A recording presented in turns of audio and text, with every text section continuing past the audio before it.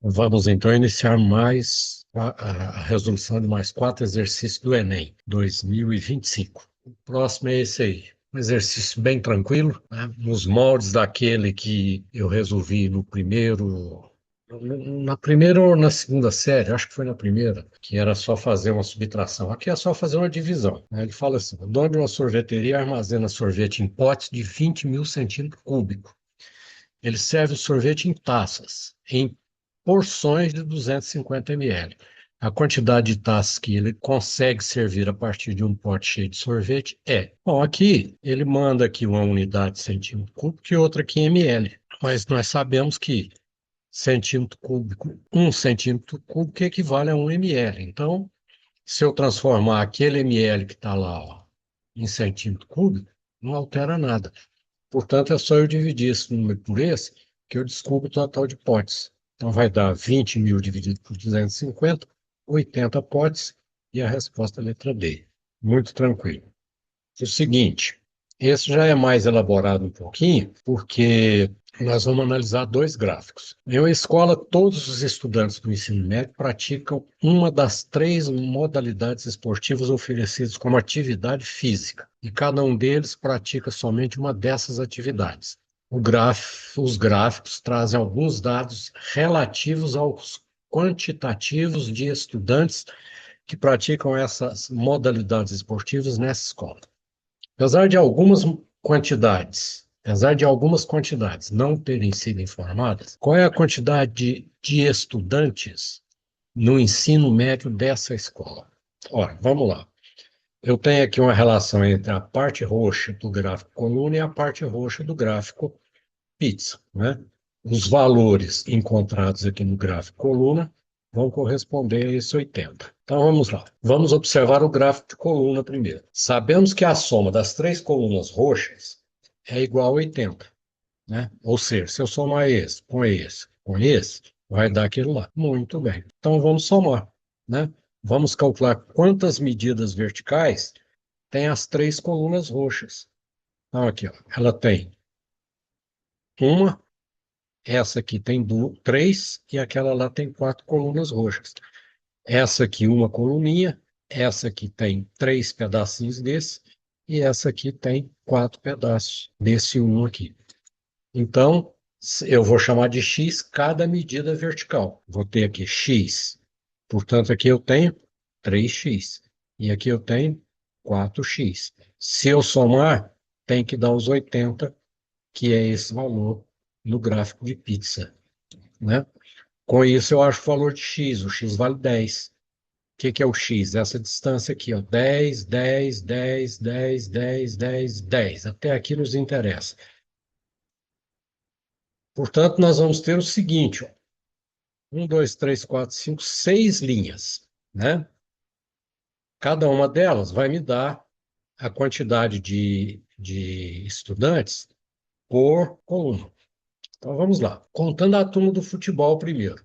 Tem aqui, ó, este, mais este, dando 70 mais 60 mais 50, 180. Vamos contar agora os elementos do vôlei, só que eu não vou usar a mãozinha agora não. Do vôlei vai ser 30 mais 40, 100. E finalmente, contando a turma do basquete. Basquete, 10, 30, 40, está aqui, ó, 10, 10, 30, 40, dando um total de 80, que a gente já tinha lá em cima. Somando tudo, nós vamos obter 360 para a quantidade de alunos, portanto, letra B. Muito bem, vamos continuar. Agora, esse aí já é um exercício mais chato, sabe? Eu até pensava em deixá-lo por último, ou em outra oportunidade, porque ele vai tomar mais tempo. Mas não tem problema não, vamos lá. O dono de uma embarcação deve partir do ponto P e chegar ao ponto R, que é este aqui embaixo, por meio de dois deslocamentos lineares e navegando a uma velocidade constante. Essa viagem será feita durante a noite.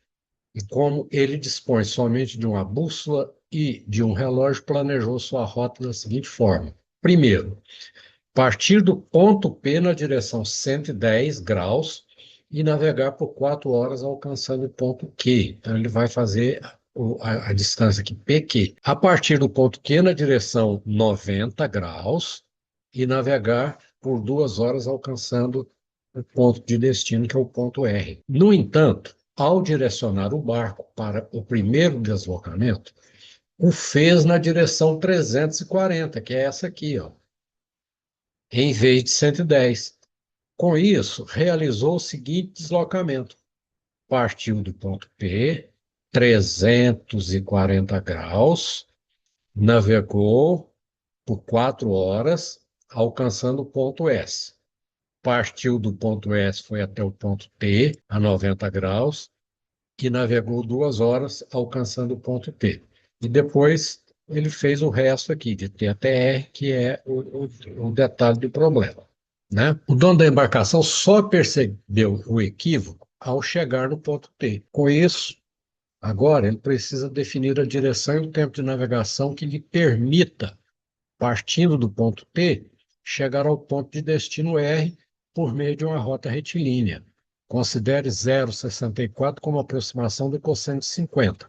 A direção e o tempo aproximado de navegação que o dono da embarcação deve utilizar são, respectivamente. Tem aqui as alternativas. Evidentemente, nós vamos eliminar B e E, porque essa direção que ele tem aqui, ó, não é 45 graus, né? É 135, com certeza. Mas vamos chegar a esse resultado. Muito bem. Então, o que que eu vou fazer? Ó, esse é o caminho que ele deveria fazer. Esse foi o caminho que ele fez, né? Verde é o que deveria ser feito e vermelho foi o que ele fez. Agora, nós vamos trabalhar com a figura maior no slide seguinte. Essa figura aí está muito pequena. Então, vamos lá. Agora nós temos uma figura mais de acordo. O que que eu tenho que fazer, então? Aqui eu tenho as alternativas. Primeiro, se a velocidade é constante, então tempos iguais nos dão tamanhos de percursos iguais, certo? Primeiro, a partir do ponto P na direção 110 e navegar por 4 horas alcançando o ponto Q. Isso aqui, ó. Ó, ele partiu na direção 110, né? Depois partiu a 90 graus por 2 horas. O espaço já é menor, é a metade desse aqui. Agora, observa o seguinte: eu tracei essas duas continuações das retas, mostrando que elas são paralelas, né? Lógico. Então, o que que eu tenho aqui? Este ângulo é 110. Por quê? Aqui, ó, 90 mais 20, né? Então, aqui, logicamente, se aqui é 90, aqui é 20. 20. E do lado de cá, 20 também. Por quê? Porque são dois ângulos alternos internos, né? 20 e 20. Passei aqui para baixo para mostrar o que ele quer e o que eu tenho. Então, eu tenho aqui, ó, um ângulo de 20 graus. O que é PQ? PQ é 4 vezes a velocidade. Por que 4? 4 horas é o tempo que ele deu, né? E V é a velocidade. Então, esse PQ vale 4V. A distância de P até Q é igual a 4V. E a distância de P até S também é 4V. E a distância de Q até R vale 2V, porque são 2 horas de curso, de deslocamento. E o ST aqui em cima, ele é igual ao QR, porque vale 2V também, 2 horas, do mesmo jeito, né? Portanto, o que que nós temos aqui? Tracei esse segmento SQ e vou analisar. O quadrilátero STRQ é um paralelogramo. Eu tenho esses dois segmentos, esses dois lados opostos paralelos e congruentes, né? Então, tem ali um paralelogramo. Com esse paralelogramo, eu tenho aqui, ó, ST é paralelo a QR, né? E tem a mesma medida. Ora, primeiro ele partiu do ponto P na direção 340, navegou 4 horas alcançando o ponto S, na segunda vez dele. Segundo partiu do ponto S na direção 90 graus e navegou por 2 horas alcançando o ponto T. Agora vamos ver o que que acontece aqui, né? Ele fez isso aqui, ó. Aqui também é 20 graus, né? Colateral, alternos internos. E aqui também é 20 graus. Por que que isso aqui é 20 graus? Porque esses dois triângulos que eu tenho aqui, ó, têm os seus lados, respectivamente, perpendiculares ou o prolongamento deles. É esse triângulo com esse aqui, ó. Pode observar que esse lado aqui do triângulo, desse triângulo de baixo, ele é perpendicular àquele lado lá de cima. E esse lado aqui do triângulo de baixo, ele é perpendicular ao prolongamento daquele que vem lá de cima. Então, esse ângulo aqui é 20 também. Ora, sendo assim, eu tenho aqui um triângulo isósceles, 4V e 4V. Eu vou deslocar esse triângulo para cá.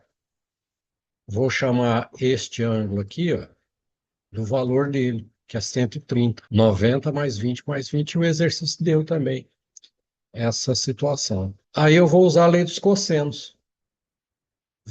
VT ao quadrado é igual a 4V ao quadrado, mais 4V ao quadrado, menos 2 vezes 4V, cosseno de 130. Mas se a gente observar lá no enunciado, ele me deu o cosseno de 50. Mas o cosseno de 130, o 130 do segundo quadrante, com o 130 com o 50 são ambos suplementares. Então, o cosseno de 130 é o oposto do cosseno de 50. Portanto, o cosseno de 130 é aquele valor dado lá atrás, que é 0,64, só que negativo. Fazendo as contas, somando tudo, 16 mais 16 menos 32 vezes menos 0,64, eu vou obter 52,48. Tirar a raiz? Olha, não precisa. Pelas alternativas, não precisa. Por quê? Porque o 52, ele passa de 49. Então, a raiz dele passa de 7. E não atinge 64. Então, a raiz dele é menor que 8.